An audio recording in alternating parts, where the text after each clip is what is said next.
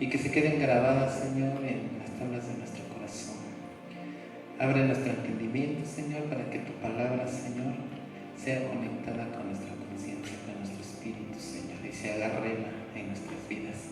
Gracias te doy por la vida de tu siervo Omar, Señor, en tu santo y bendito nombre, Padre. A ti sea toda la honra, toda la gloria y toda la alabanza, en el amén, amén, amén y amén.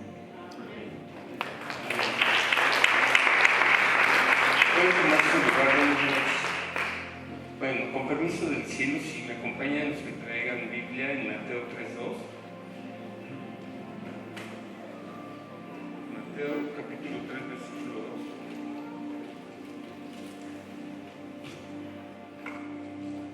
Si le pueden bajar un poquito el volumen, por favor. Muchísimas gracias. Mateo 3:2. Desde el 1, Mateo 3:1. Gracias. En aquellos días vino Juan el Bautista predicando en el desierto de Judea y diciendo: arrepentidos porque el reino de los cielos se ha acercado. Pues este es aquel de quien habló el profeta Isaías cuando dijo: voz del que clama en el desierto, preparad el camino del Señor, enderezar sus sendas. Pues después, si vamos ahí mismo en Mateo 4:17, por favor, dice, estaba el primer versículo refiriéndose a Juan, el que bautizaba, por eso le pusieron el bautista, no por la denominación bautista. Y dice Mateo 4:17, dice: y desde entonces comenzó Jesús a predicar y a decir: arrepentíos porque el reino de los cielos se ha acercado. Cuando nosotros vemos alguna situación, algún evento en otras personas o en otras comunidades o en otros pueblos o en otras naciones, tenemos muchos dichitos.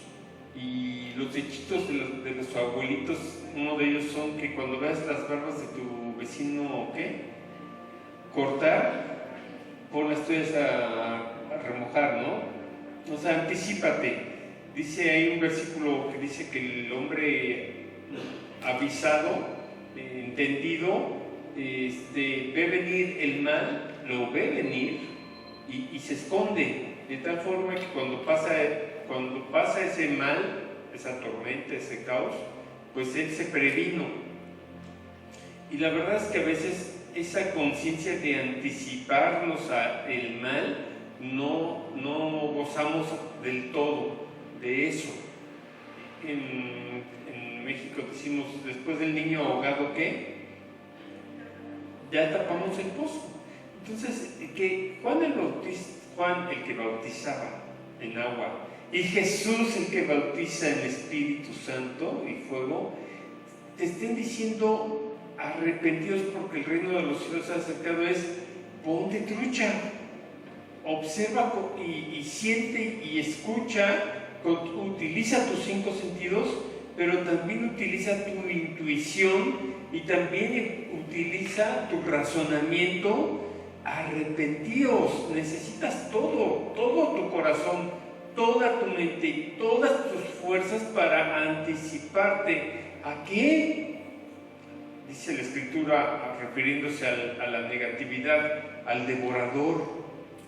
En el mundo hay un dicho secular donde dicen que el mal no descansa, que el mal no duerme, y a veces nosotros, por así decirlo, nos confiamos, echamos concha, se dice así, nos entramos en zona de confort y damos por hecho que todas las cosas van a suceder sin que haya como algo de nuestra parte. Y no quiero decirlo de una forma rigurosa, porque desde niños en las iglesias, en las congregaciones se nos enseñó eso, a ser muy rigurosos.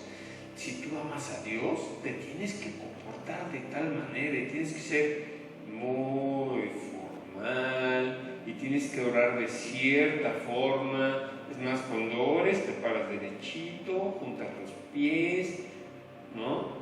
Y cuando yo era niño me llamaba mucho la atención que los pastores, todos los pastores de esa denominación bautista, empezaban la oración con las mismas palabras: amantísimo Padre Celestial. Y a lo mejor suena como burla o como chiste, pero era la forma en que te dirigías al Padre, con una voz gruesa, así profunda, cavernosa: amantísimo Padre Celestial. Y está lindo, está bonito, porque de alguna forma ya no necesita como la guitarra un efecto, un delay, ya le pones tú el efecto a tu voz, así como, ¿no? Muy propio, muy formal. Y eso está bonito y es lindo acercarse a Dios con respeto, con admiración. Pero también esa es una alita, pero la otra alita es acercarnos a Dios con amor, con respeto y con amor. Y necesitamos ambas para que se active en nosotros nuestro intelecto, nuestro corazón y toda nuestra fuerza vital. Es decir, que podamos en Dios crear una vida nueva, como cuando nace un bebé. Quien estuvo presente en los nacimientos de sus hijos, hablando de los hombres, porque obviamente las mamis sí estuvieron presentes, ¿no? Pero hablando de los papis, los que vimos nacer a nuestros hijos, pues es un collage, una combinación de emociones, sentimientos, y no sabes si desmayarte, no sabes si estás nervioso, ansioso, estresado, todo al mismo tiempo. Esa misma sensación debería de ser la que nos acompañara esa sensación de ver a tu hijo, a tu hija nacer, a tu sobrino, a tu sobrina, o de recibir a ese bebé si no te tocó verlo en su nacimiento. Eso es lo que decía Juan, el que bautizaba en agua, y Jesús, el que bautiza en Espíritu Santo y fuego. Acércate, porque el reino, ponte trucha, despierta, porque el reino de Dios se ha acercado. Y después, si vamos a Lucas 17:21, por favor.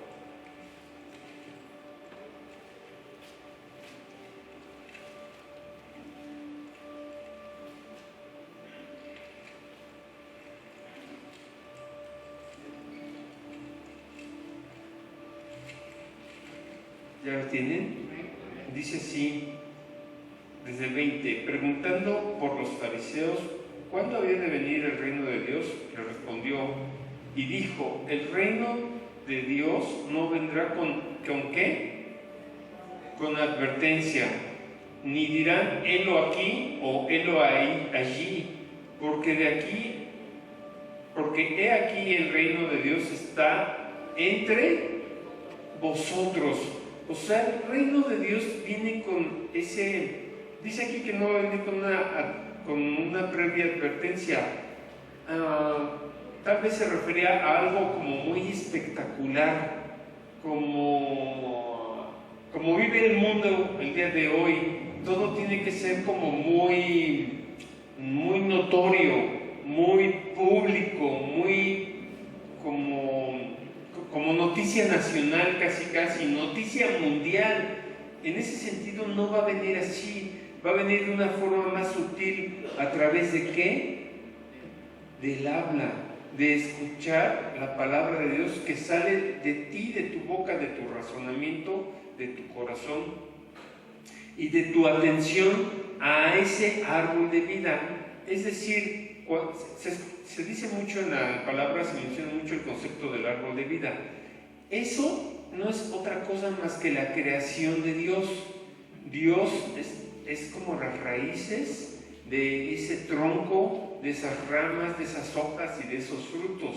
El origen de todo el árbol de la vida es Dios mismo manifestándose hasta dar fruto. Por eso el Señor Yeshua decía, pues que todo árbol, como nosotros decimos en México, cada cabeza es un mundo. Bueno, cada cabeza es un árbol de vida. y tú tienes que manifestar ese crecimiento en tu tronco, en tus ramas, en tus hojas, en tu follaje y en tu fruto. A veces Dios tiene que cortar el follaje porque si no, no sale el suficiente fruto. Las hojas absorben toda la savia del tronco y de las ramas y no hay el suficiente fruto. Y es lo que a veces Dios permite que nos suceda en la vida. No es que Dios quiera que sufras. Dios no quiere atormentarte porque nuestro Padre eterno, nuestro amantísimo Padre celestial, no quiere tratarte como si Él fuera un policía cósmico de ya te vi, no nos quiere tratar así, con el rigor, con lo cuadrado, con la dureza de la religiosidad y no sé cuántas cosas. De hecho, les voy a decir un tip, con permiso del cielo. A veces Dios utiliza a los que somos muy religiosos. ¿Han visto cuando alguien juega fútbol? Que le hace así, fintas, dribles, ¿no? Hay personas que están como en un ejército, personas que están al frente del campo de batalla. Y hay personas que están atrás como haciendo la estrategia del avance en el campo de batalla. Pues los que estamos en congregaciones somos como los que estamos atrás. Los que están al frente son los que están en misiones, son los que están llevando obra social, alimentos al necesitado, cobijitas al que no tiene con qué taparse, el evangelio a países donde el conocimiento de la Biblia no es tan común como aquí. Ellos son los que están al frente, los que están en estos lugares para atender a personitas con vicios, con todas esas cosas. Los que estamos en los templos somos donde Dios, fíjese, Dios le dice a la mala inclinación, distráete con esos, porque a esos que están al frente de batalla no podemos cargarles más la mano. Están al frente de batalla, están dando todo. Entonces, ¿qué dice Dios? Pues fue lo que le pasó a Job. Job cumplía todos sus deberes, se levantaba bien tempranito, oraba por sus hijos, por sus nietos, por sus bisnietos, por sus tataranietos y ponía ofrendas delante de Dios. Y el ángel ese de la mala inclinación llegó y le cuestionó a Dios de, ¿cómo ves a Job? Muy nice, muy espiritual, muy religioso, habla bien bonito, ora bien bonito, lee la Biblia bien chulo, ¿no? ¿Y qué dijo Dios? Bueno, vas a ver que sí, no solo porque esté en una religión, en una congregación o en una enseñanza espiritual, pero ahorita al que está al frente de batalla, a ese no me lo toques. Entonces, cuando tú dices, bueno, yo busco a Dios y todo eso, ¿por qué sigo sintiendo que me sigo sintiendo con delirio de persecución por parte del maligno? ¿No? Pues porque a lo mejor nos hace falta, pues, arremangarnos más las mangas, ¿no? Dar nuestro diezmo, no solamente en la congregación, sino nuestro diezmo en tiempo, en corazón y en amor por otros. Por ejemplo, se dice que, ahí es una historia del pueblo de Israel, se dice que un día estaba un rabino muy conocedor, se sabía toda la Torá y todos los libros sagrados de cabeza a pies, porque desde niños los leen, y llegó al cielo, al tercer, cuarto cielo, al quinto cielo, y estaba muy feliz, porque dijo, bueno, pues yo soy el rabino graduado en la mejor escuela de Torá, hablo el idioma sagrado, conozco los misterios del cielo y todo. Y de repente, en el cielo, llega el carnicero de su barrio, de su colonia, de su pueblo. Y entonces dice, ¿tú qué haces aquí? Pues este es el cielo para los plus, para los sabios, para los VIP. ¿Qué haces tú? Señor que vendías tablajero, se dice, que vendías carne en el mercado de tu colonia, de la 201, ¿no? ¿Qué haces tú aquí? yo solamente cuidé a mi mamá y a mi papá. Solamente los bañaba, solamente les daba, preparaba sus alimentos, solamente los vestía, solamente les amarraba sus zapatos. Y entonces el gran ego del rabino, el gran ego religioso del rabino, se desinfló. Y entonces entendió qué es lo que Jesús, de una forma sencilla, estaba diciendo. El reino de los cielos se ha acercado. Sí puedes compartir un vasito de agua con tu vecino ese que tiene cara de enojado, siempre. Y a mí me pasó aquí atrás, había un señor que siempre que yo pasaba me miraba, ¿no? Y ya sabe que entre hombres es así, hay un lenguaje no verbal. Sí, el macho alfa, ¿no? Entonces ves a un hombre y si el hombre te mira fijamente y te hace, tú le haces igual, ¿no? Pero si te haces así, entonces preocúpate, ya es otro lenguaje, ¿no? A mí me miraba muy feo y le dije a mi vecino, oye, ¿por qué este cuate me mira tan feo? Y dice, no, lo que pasa es que le hacen falta lentes, él mira así. Amén. Entonces el Señor, con esos pequeños detalles, como el Señor Jesús decía, dale pan al hambriento, dale un vaso de beber al sediento, en mi nombre, bríndale lo que puedas. Ese también es un servicio para Dios, tanto o quizá más importante que el ministerio congregacional. Y no estoy diciendo que el ministerio congregacional no sea lindo y no lo hagas de corazón para el Padre, pero el reino de los cielos, cuando ya se convierte en algo cuadradote, de temas de ego, de temas de pelea, que ya no es algo lindo, que ya no es algo fresco, que ya no es algo que te causa esa sensación. Se siente bonito cuando haces algo por alguien, y cuando lo haces en anonimato se siente más bonito, te sientes orgulloso aquí en tu corazón. Eso es lo que Dios quiere que recuperemos, nuestra sencillez de servir a Dios con todo el corazón, si se puede en el anonimato, si se puede donde nadie te conozca, porque de todo eso el Señor, ¿qué? ¿No? ¿Así? Entonces, ¿sabes cómo es así? Sediento. El Señor, nuestro Padre amoroso, te ve y lo toma en cuenta. Es una devoción silenciosa. No es una devoción tan pública, pero es una devoción que genera una intención y una conexión entre la voluntad del Padre y el propósito del Padre. Él solamente está buscando esa conciencia y esa intención que conecte su corazón con el corazón del necesitado, su amor con la necesidad del hambriento, su bendición. Y cuando tú dices, Señor, bueno, pues hágase tu voluntad, así como en los cielos, así también en mi vida, así también en la tierra. Si cambias la palabra tierra, puedes decir en mi vida, hágase tu voluntad, así como en tu corazón, así también en mi corazón. Y en eso podemos decir que el reino de los cielos se ha acercado, y todo lo demás serán como dioses falsos, como dioses insignificantes. Pero hay que crear un desapego de todo lo que nos cansa, nos daña. Es que ya estoy cansado, es que nada más de ver a esta persona me desgasta, de veras.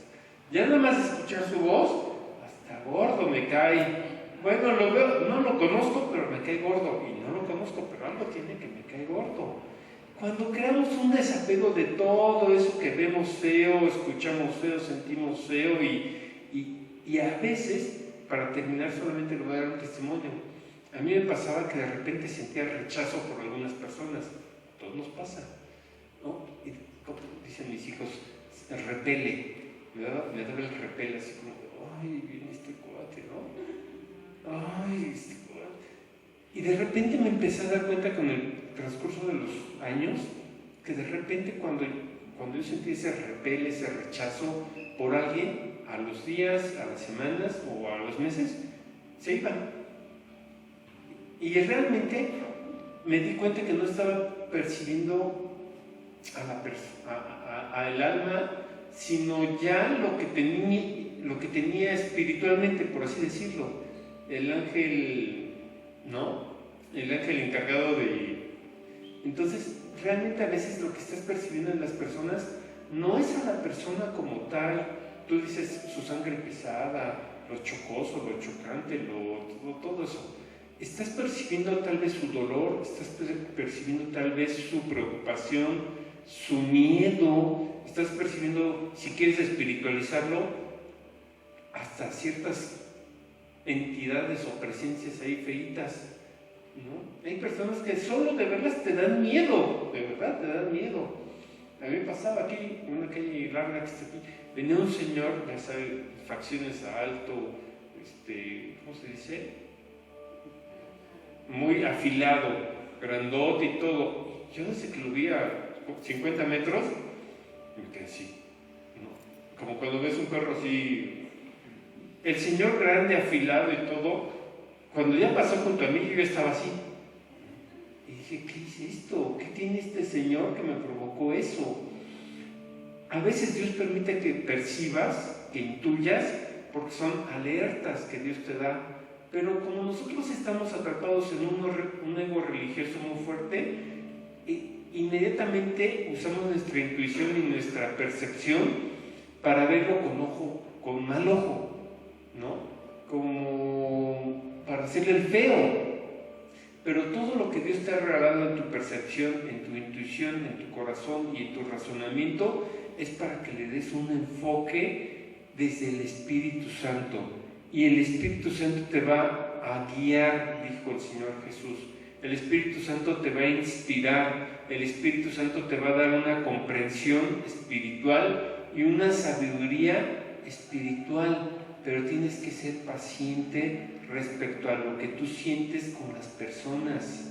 A veces puedes sentir un gran amor por una persona y no significa que sea tu alma gemela, significa que ese gran amor lo tienes que usar para orar por esa persona.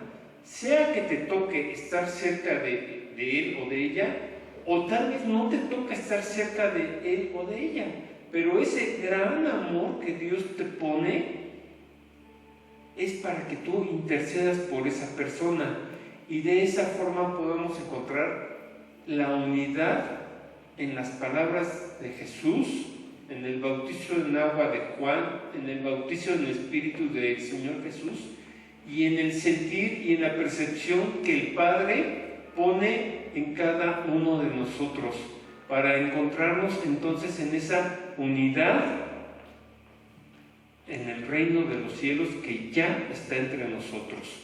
Amén.